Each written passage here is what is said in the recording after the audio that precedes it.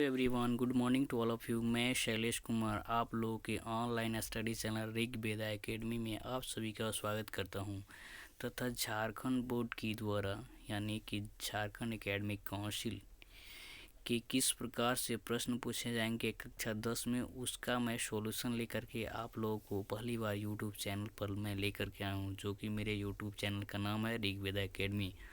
आप लोगों को यदि अच्छा लगे तो अपने दोस्तों को सब्सक्राइब करें तथा शेयर करें ज़रूर। ठीक है, तो चलिए स्टार्ट करते हैं। जिससे कि मैं आज जो है झारखंड बोर्ड के मॉडल क्वेश्चन पेपर जो हैं किस प्रकार से 2021 में आएंगे, क्योंकि लॉकडाउन होने की वजह से जो है सिलेबस को कम करके, ठीक है, वह उसका नया सिलेबस तैयार किया गया है कि किस प्रकार से प्रश्न पूछे जाएंगे। तो यह मैथ यानी कि गणित विषय का टोटल क्वेश्चन होंगे 49 में से प्रत्येक क्वेश्चन को, जो 49 क्वेश्चनों को, इसको पार्ट बाय पार्ट यानी कि भाग बाई भाग इसको बांटा गया है, जिसमें कि मैंने भाग 1 को मैं सॉल्यूशन करके अपने इस चैनल पर अपलोड कर दिया हूँ और भाग 2 का भी मैंने अपलोड कर दिया हूँ। आज मैं आप लोगों के सामने भाग 3 लेकर के आए हैं। आप लोग को मैं पूरी कोशिश करूँगा, आप लोग समझने की पूरी कोशिश भी करेंगे। ठीक है, तो चलिए स्टार्ट करते हैं। भाग 3 में कितने क्वेश्चन हैं और किस प्रकार के क्वेश्चन हैं, उसका सॉल्यूशन कैसे कर सकते हैं, आप लोग अच्छे तरीके से देखेंगे तो आप लोग को समझ में आ जाएंगे। तो चलिए स्टार्ट करते हैं। तो यह है हमारा ऋग्वेदा एकेडमी चैनल, जो यूट्यूब पर पहली बार मैं आप लोगों के सामने लेकर आया हूँ। तो चलिए स्टार्ट करते हैं। भाग 3 यानी कि खंड 3 जो है प्रश्न संख्या 41 से लेकर के 45 तक है। कहने का मतलब उससे पहले 1 से लेकर के जो 30 तक जो प्रश्न थे, जो प्रत्येक क्वेश्चन 1 मार्क्स के थे, उसका मैंने सॉल्यूशन करके अपलोड कर चुका हूँ तथा 31 से लेकर के 40 तक जो प्रश्न थे उसका भी मैंने भाग 2 में अपलोड कर चुका हूँ। तो आप लोग चाहेंगे तो जा कर के देख सकते हैं, आप लोग को पूरी कंप्लीट सॉल्यूशन के साथ मिल जाएंगे। तथा आज हम खंड सी यानी कि प्रश्न संख्या 41 से लेकर के 45 तक के लिए लेकर के आए हैं, जो कि प्रत्येक क्वेश्चन जो है वह 4 नंबर के होंगे। ठीक है, तो चलिए स्टार्ट करते हैं कि इसको किस प्रकार से। पहला क्वेश्चन नंबर जो 41 जो बोल रहा है कि विभाजन एल्गोरिदम का प्रयोग करके px को gx से भाग देने पर भागफल तथा शेषफल ज्ञात करें। ठीक है, तो इसको भाग देना है। सिंपल से में अगर बोला जाए तो इसको भाग दे करके देखना है कि x² - 2 भागे x² - 3x² प्लस 5x - 3 को भाग देंगे तो कितना बचेगा। ठीक है, तो इसको सिंपल सी भाग है। आप देखेंगे कि इसको x² में x² से कितना में गुना करेंगे, x² आ जाएगा, यानी कि 1 से करेंगे तो आ जाएगा। ठीक है, तो यहाँ पर देखेंगे कि x² यहाँ लिख देंगे और 1 गुने x² करेंगे तो x² हो गया। ठीक है, पुनः इस 2 में अभी गुना करेंगे, 1 गुने 2 करेंगे तो कितना हो जाएगा, 2 हो जाएंगे। क्योंकि हम यहाँ पर नहीं लिख सकते हैं, क्योंकि यह जो है 2 x² नहीं है, इसको ना घटा सकते हैं ना यह कट सकता है, इसलिए यहाँ पर 2 का जो है जिस ग्रुप का है उसको उसी ग्रुप के पास रखेंगे। ठीक है, तो यहाँ पर आप देखेंगे कि इसका चिन्ह किया जाता है। सबसे पहले यहाँ पर ये देखेंगे प्लस गुने माइनस करेंगे तो यहाँ पर पहले माइनस हो जाएगा। ठीक है, अब चिन्ह किया जाता है जस्ट अपोजिट, यानी कि जस्ट उल्टा इसको किया जाता है। यदि प्लस में है तो माइनस, माइनस में है तो प्लस। जो x² जो है यहाँ पर प्लस में, इसलिए माइनस में कर दिया। यहाँ 2 जो है वह माइनस में, इसलिए यहाँ पर प्लस में कर दिया। ठीक है, जब घटाएंगे तो x² कट जाएंगे। ठीक है, और बचा कितना, -3x² बच जाएंगे प्लस 5x बचेंगे, और 3 में से 2 घटाएंगे तो -1 बच जाएंगे। ठीक है, तो -1 बचेंगे तो आप सोचेंगे कि हम लोग कितना से भाग दें कि इसका कंप्लीट सॉल्यूशन आप लोगों को प्राप्त हो जाएंगे। तो चलिए देखते हैं। तो देखने के बाद हम लोग को समझ में आएगा कि अब हम लोग को लगना है कि 3x² -3x² कैसे आ सकता है। तो जब हम लोग माइनस यहाँ पर 3 से गुना करेंगे, ठीक है, तो यहाँ पर -3x² आ जाएंगे। ठीक है, -3 से गुना करेंगे तो -3x² आ जाएंगे। ठीक है, इसके बाद पुनः अब 3 से गुना करेंगे तो 3 गुने 2 करेंगे तो 6 हो जाएगा। ठीक है, तो यहाँ 3 गुने 2 किए तो 6 आ गया। ठीक है, अब पुनः यहाँ पर फिर माइनस का जो है सभी जगह जो है चिन्ह को चेंज करेंगे तो यहाँ पर माइनस है तो यहाँ पर प्लस हो जाएंगे, यहाँ पर भी माइनस है तो यहाँ पर भी प्लस हो जाएंगे। ठीक है, तो यहाँ पर देखेंगे कि प्लस माइनस से कट जाएंगे। ठीक है, तो बचा कितना, तो बचा मेरे पास यहाँ पर 5x, और इसको जब घटाएंगे तो यहाँ पर बच जाएंगे +5।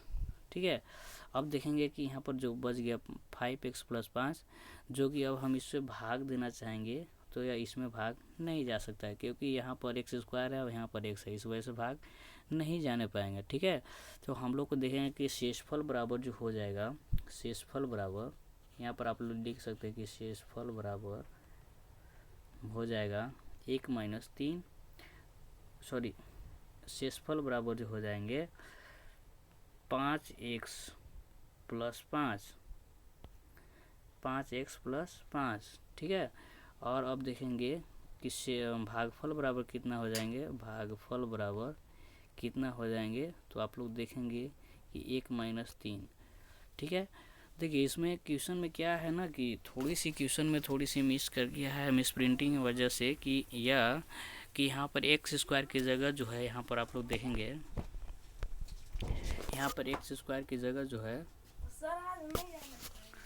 एक्स स्क्वायर की जगह जो है यहाँ पर देखेंगे कि देखने के बाद क्या यहाँ मिल रहा है कि एक्स क्यू होना चाहिए, जैसा कि आप लोग 2.3 में मैथ गणित में जाकर के देख सकते हैं। तो देखने के बाद यह समझ में आ रहा है कि यहाँ पर एक्स क्यू होना चाहिए था, लेकिन यहाँ पर एक्स स्क्वायर दिया है, लेकिन हम उसके अनुसार यहाँ पर सॉल्यूशन किया हूँ, तो सॉल्यूशन करने के बाद यहाँ पर समझ में आया कि हाँ इतना ही होगा। ठीक है, तो देखेंगे कि आप लोगों को समझ में आ गया होगा। अगर उसके बावजूद भी नहीं समझ में आएगा, आप लोग यहाँ पर पीपीटी फॉर्मेट में आप लोग को प्रोवाइड किया हूँ सॉल्यूशन के साथ, आप लोग चाहेंगे तो देख सकते हैं बहुत ही अच्छे तरीके से। ठीक है, क्वेश्चन नंबर जो है 41 को किस प्रकार से सॉल्व करके यहाँ पर देखे हैं, आप लोग चाहेंगे तो देख सकते हैं। ठीक है, चलिए अगला क्वेश्चन देखते हैं। क्वेश्चन नंबर जो है 42 बोल रहा है, क्वेश्चन नंबर 42 बोल रहा है कि ब्रज गुणन विधि से इस समीकरण को सॉल्व करना है। तो ब्रज गुणन विधि क्या है उसको समझना होगा, तभी जाकर के यह सॉल्व हो सकता है। तो उसके लिए मेन चीज़ होती है कि फॉर्मूला, आपको फॉर्मूला पता होना चाहिए। ठीक है, फॉर्मूला किस प्रकार से इसको सॉल्व कर सकते हैं। ठीक है, फॉर्मूला के द्वारा, तो जैसे कि x माइनस 3 है, y बराबर 7 है, तो इसको बराबर 7 है, और एक है 3x माइनस 3y बराबर 15 है। ठीक है, तो इसको जो हम x माइनस 3y माइनस 7 बराबर किधर लाएंगे तो बराबर 0 हो जाएंगे, और 3x माइनस 3y माइनस 15 बराबर 0 हो जाएंगे।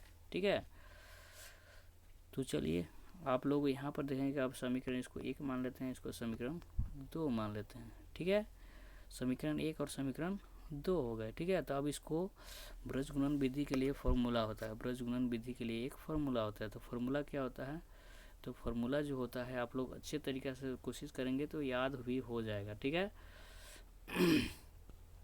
फॉर्मूला यहाँ पर हम आप लोग को प्रोवाइड कर दे रहे हैं। ठीक है, कि x बटे जो होता है, देखिए आप लोग को दिखा दे रहे हैं, आप लोगों को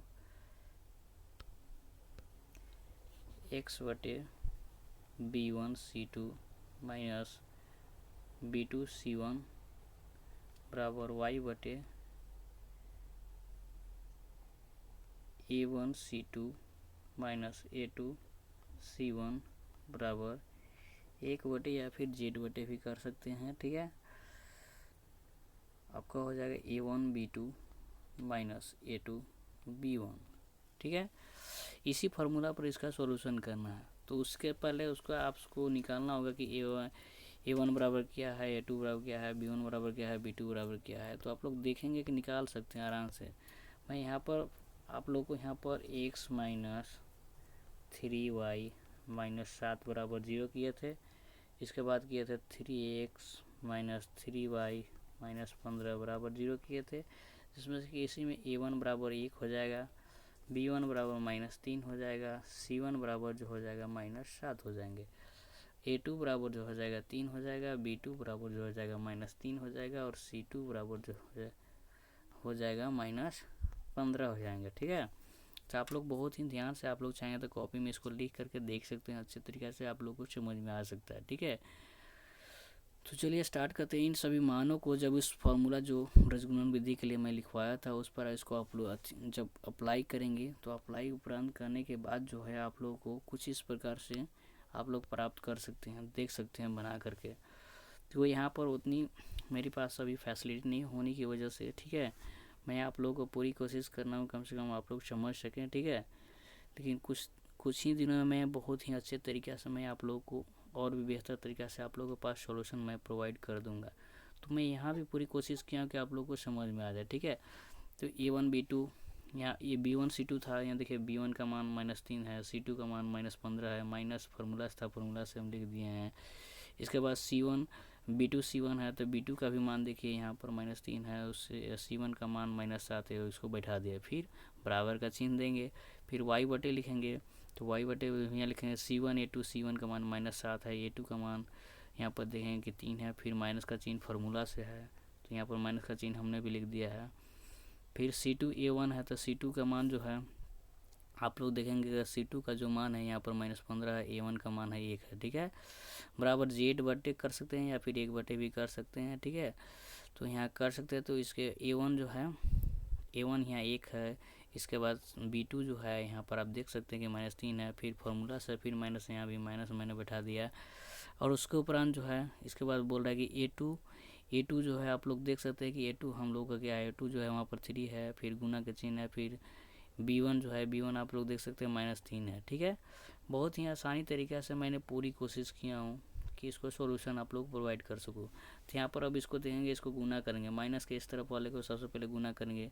अगर माइनस गुने माइनस करेंगे तो प्लस होएगा, 15 गुने 3 करेंगे तो 15 3 45 हो जाएगा।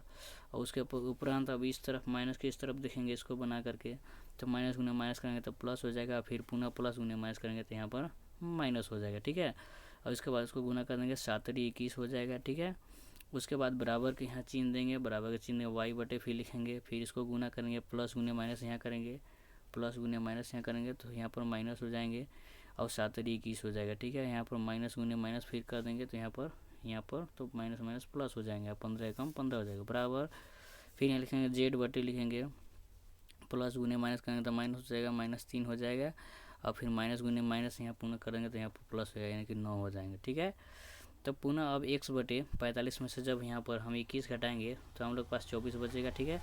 y बटे वैसी हो जाएगा, इसमें अभी घटाएंगे -21 में से 15, तो यहाँ पर -6 बच जाएंगे, ठीक है। -6 इसलिए बने क्योंकि जिसका मान ज़्यादा होता है उसी का चिन्ह लगता है, इसका भी ध्यान रखेंगे। तो Z बटे चाहे 1 बटे लिख सकते हैं कि 1 बटे यहाँ पर देखेंगे -3 में से +9 घटाएंगे तो +6 बच जाएगा, ठीक है।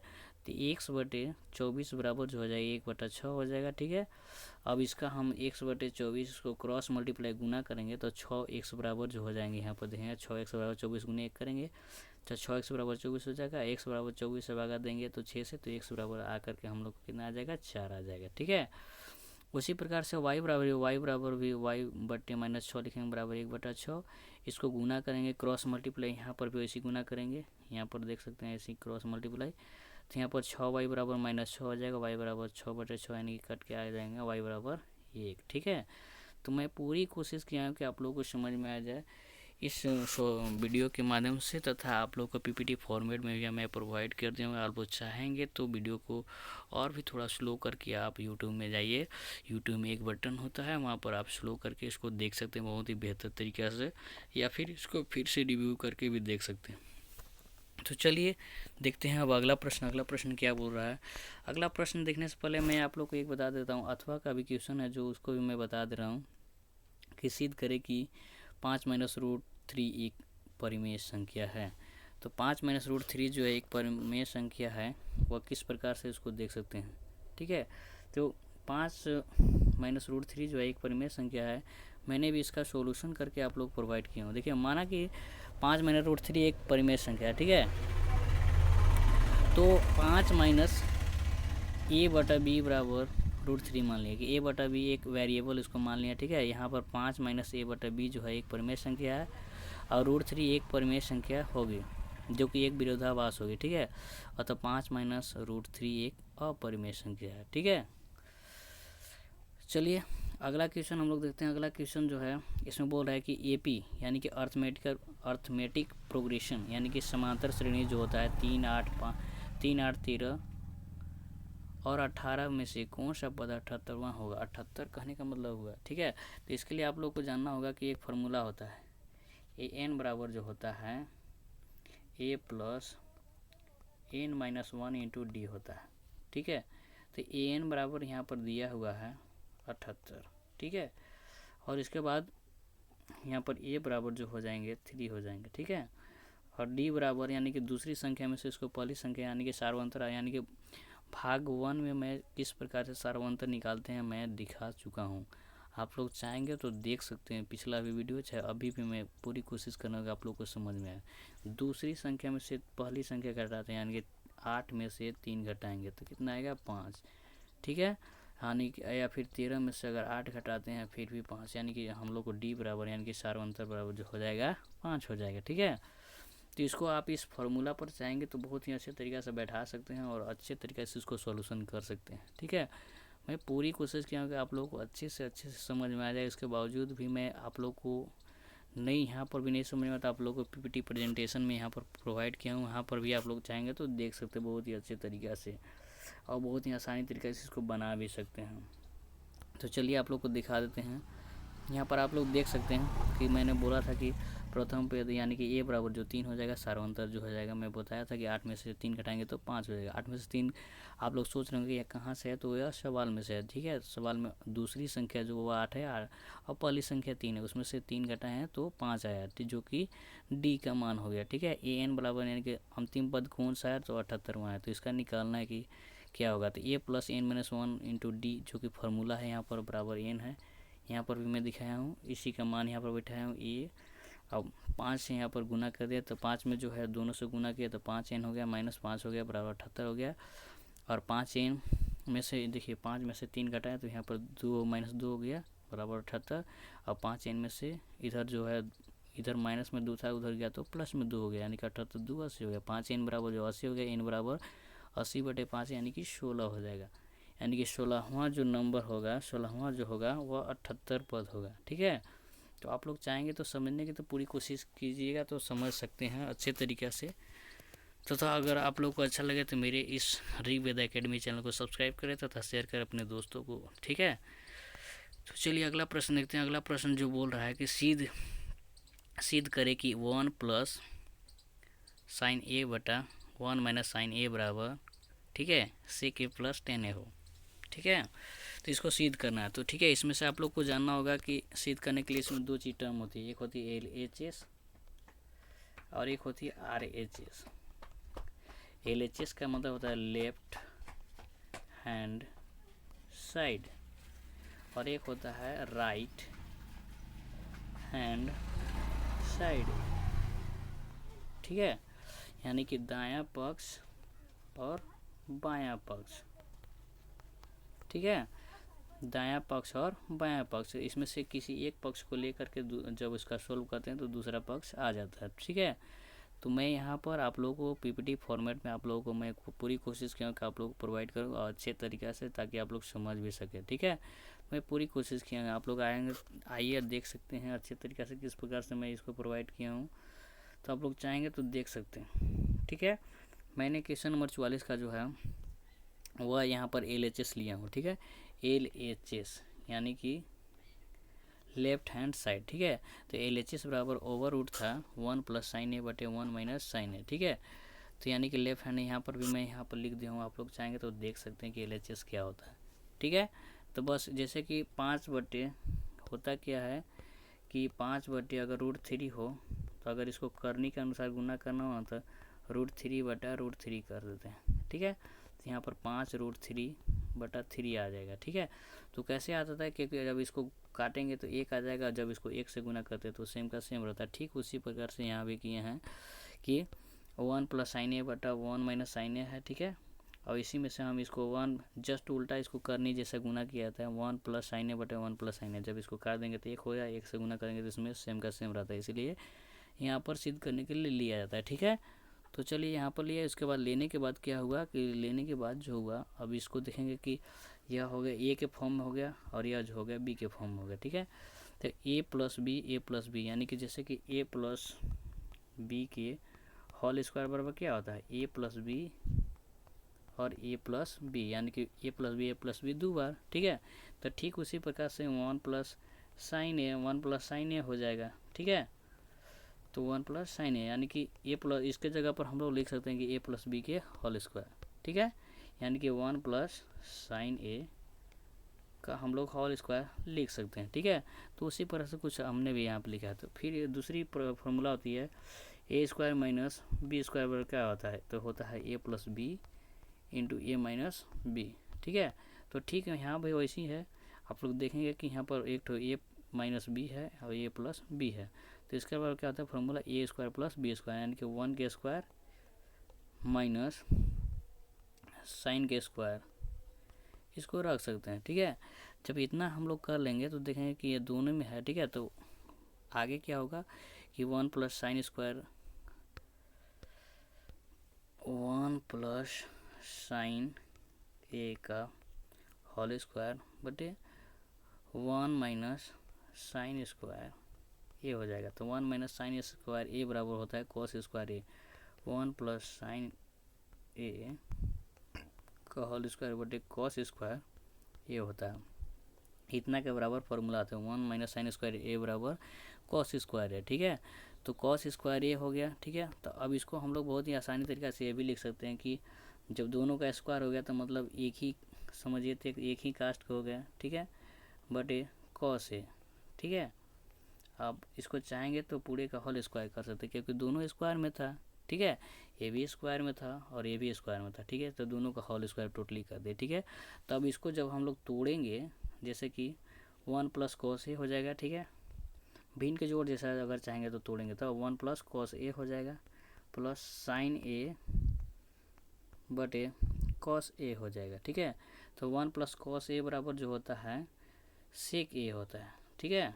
और प्लस साइन ए बटे कॉस ए बराबर टेन ए होता है, ठीक है। साइन ए बटे कॉस ए बराबर टेन ए होता है, यानी कि सेक ए प्लस टेन ए, जो कि हम लोग को RHS था, RHS जो था वह हम लोग को आ गया। आप लोग चाहेंगे तो अच्छे तरीक़े से देख सकते हैं, आप लोग को PPT प्रेजेंटेशन में भी यहाँ पर दिए हैं और बहुत ही अच्छे तरीके से मैं पूरी कोशिश किया हूँ कि आप लोग को समझ में आए। सारा चीज़ मैं यहाँ पर लिख चुका हूँ कि कैसे कैसे कौन कौन सा टर्म आया हुआ है, ठीक है। यहाँ पर हम लोग का LHS आ चुका है, ठीक है। तो यही हम लोग को प्रूव करना था, ठीक है। तो चलिए अगला प्रश्न देखते हैं। अगला प्रश्न जो है हम लोग को दिखाया गया है कि अगला प्रश्न क्वेश्चन नंबर जो है 45 बोल रहा है कि आधार 8 सेंटीमीटर तथा ऊंचाई 4 सेंटीमीटर के एक समद्विबाहु त्रिभुज की रचना कीजिए और फिर एक अन्य त्रिभुज की रचना कीजिए जिसकी भुजाएं इस समद्विबाहु त्रिभुज की संगत भुजाओं की 1.1/2 गुनी हो। तो आप लोग चाहेंगे तो सबसे पहले देखिए, एक आपके पास होना चाहिए, स्केल होना चाहिए, ठीक है। एक पेंसिल होना चाहिए। सबसे पहले लेकर के आप लोग बैठिए, रबर ले लीजिए, ठीक है। और लेने के बाद क्या है, आप 8 सेंटीमीटर का आधार यानी कि नीचे इस प्रकार से है 8 सेंटीमीटर का आप लोग चाहेंगे तो उसको खींच सकते हैं। 8 सेंटीमीटर का ऐसे सीधी लाइन खींच सकते हैं, ठीक है। ऊंचाई इसका पूछ रहा है कि 4 सेंटीमीटर, 4 सेंटीमीटर का ऊंचाई, इस प्रकार से आप लोग यहाँ पर कर सकते हैं, ठीक है। और फिर एक अन्य त्रिभुज ऐसी रचना करना है तो यहाँ पर आप इसको बेस मान करके यहाँ पर ऐसे काट सकते हैं, यहाँ से ऐसे काट सकते हैं। फिर इस पॉइंट से इसको यहाँ पर ऐसे काट सकते हैं, यहाँ पर ऐसे काट सकते हैं। आप चाहें तो इस दोनों को मिला देंगे, ठीक है। मिलाने के उपरांत एक और यहाँ पर बोल रहा है कि 1/1 यानी कि 3/2 गुनी के बराबर हो जाएगा। तो आप लोग चाहेंगे तो इसको भी यहाँ से ऐसे मिला सकते हैं। तो इस लाइन को डॉटर से मिला सकते हैं, फिर यहाँ से इसको डॉटर से मिला सकते हैं और एक अन्य त्रिभुज मिला करके यहाँ पर इसको ऐसे भी बना सकते हैं, ठीक है। इन सभी के आप लोग चाहेंगे तो नाम भी दे सकते हैं। मैं इसको भी मैं बना करके आप लोग को PPT प्रेजेंटेशन में पूरी कोशिश की, आप लोग को समझ में आ जाएगा। आप लोग अच्छे से समझने की कोशिश करेंगे तो आप लोग को बिल्कुल समझ में आ जाएंगे। तो आप लोग चाहेंगे तो यहाँ पर देख सकते हैं, सभी का मैंने पूरी कोशिश किया हूँ कि मैं आप लोग को प्रोवाइड कर सकूँ, ठीक है। तो अगला क्वेश्चन जो हम लोग को है, इसी का अथवा है कि एक घड़ी की मिनट की सुई जिसकी लंबाई 14 सेंटीमीटर है, इस सुई द्वारा 5 मिनट में रचित क्षेत्रफल, ठीक है। एक घड़ी बोल रहा है, ठीक है। सबसे पहले आप लोग को जानना होगा कि एक घड़ी होता है, घड़ी, ठीक है। तो घड़ी की मिनट की सुई, ठीक है, जिसकी लंबाई, मान लीजिए चलिए एक घड़ी है, यहाँ पर मिनट की एक सुई है, ठीक है। इसकी लंबाई बोल रहा है कितना है, 14 सेंटीमीटर, ठीक है। तो वो इस सुई द्वारा 5 मिनट में, जैसे कि एक बार ऐसे टक टक टक टक टक टक टक घूमा तो 1 मिनट हुआ, वैसे उसी प्रकार से 5 बार यह घूमती है तो कितना वह क्षेत्र को घूमती है, तो वही पूछ रहा है। तो आप लोग चाहेंगे तो बहुत ही अच्छे तरीके से इसको समझ सकते हैं कि इसको किस प्रकार से बना सकते हैं। तो चलिए, थोड़ी सी टेक्निकल इशू की वजह से मैं थोड़ी सी प्रॉब्लम हो गई थी। तो चलिए स्टार्ट करते हैं फिर से। वही बोल रहा है कि इस घड़ी की 5 मिनट में रचित क्षेत्रफल ज्ञात करें। तो रचित क्षेत्रफल आप बहुत ही आसानी तरीके से इसको निकाल सकते हैं। आइए आप लोग को मैं दिखा दे रहा हूँ। यहाँ पर देख सकते हैं कि सबसे पहले बोल रहा है कि यहाँ पर सर्कल बनाएंगे। सर्कल मैं बनाया हूँ, ठीक है। यहाँ पर बोला है कि मिनट की सुई इसको मान लिया है, ठीक है। 14 सेंटीमीटर की लंबाई है। तो 60 मिनट में सुई के द्वारा कितना डिग्री का कोण बनाता है। तो यार देखिए यहाँ पर जो होता है, सबसे पहले जैसे कि चांद आप लोग देखे होंगे, तो चांद में यहाँ पर देखेंगे कितना होता है, 0 डिग्री यहाँ होता है, यहाँ पर 180 डिग्री होता है, ठीक है। तो इसका 2 गुना जब घूमता है तो कितना होता है, 180 गुना। जितना 180 डिग्री इधर बना है तो नीचे भी 180 डिग्री, यानी कि 360 डिग्री, यानी कि जो घड़ी का सुई है इस प्रकार से घूमते हैं तो 360 डिग्री का कोण बनाती है, ठीक है। तो पूछ रहा है कि 5 मिनट में कितना कोण बना रहे थे, ठीक है। 5 मिनट में सबसे पहले आप लोग निकाल सकते हैं। तो 5 मिनट में निकालने के लिए हम लोग को क्या करना होगा, 5 मिनट में सबसे पहले तो 360 डिग्री, तो 5 मिनट में कितना होता है, 60/5, ठीक है। तो इसको काटेंगे तो यहाँ से 0 या 0 कट जाएंगे, या फिर 12×5=60 इसको काट दिए, ठीक है।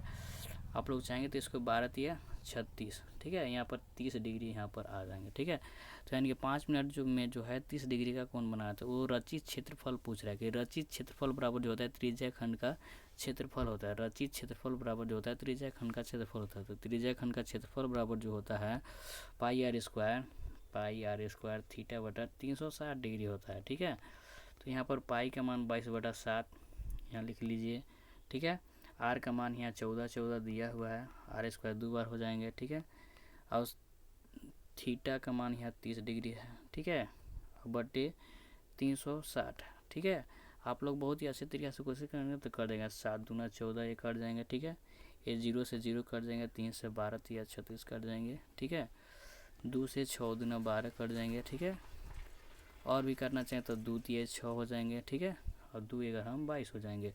तो 11×24 हो जाएगा, बटा 3 हो जाएगा। गुना करेंगे तो यहाँ आप लोग को 154/3 सेंटीमीटर स्क्वायर हो जाएगा, क्योंकि यह क्षेत्रफल है इसलिए सेंटीमीटर स्क्वायर हो जाएगा, ठीक है। तो मैं पूरी कोशिश किया हूँ कि यह कक्षा 10 की जो है मॉडल पेपर 2021 का जो पार्ट 3 का जो सॉल्यूशन है खंड 3 का, जो मैं आप लोगों को प्रोवाइड किया हूँ क्वेश्चन नंबर 41 से लेकर के 45 तक। जो भी आप लोग को डाउट होगा आप हमें कमेंट बॉक्स में कमेंट करके पूछ सकते, तथा हमारे ऋग्वेदा एकेडमी चैनल को सब्सक्राइब तथा अपने दोस्तों को शेयर कर सकते हैं फेसबुक व्हाट्सएप पर, जहाँ भी आप लोग की इच्छा हो, ठीक है।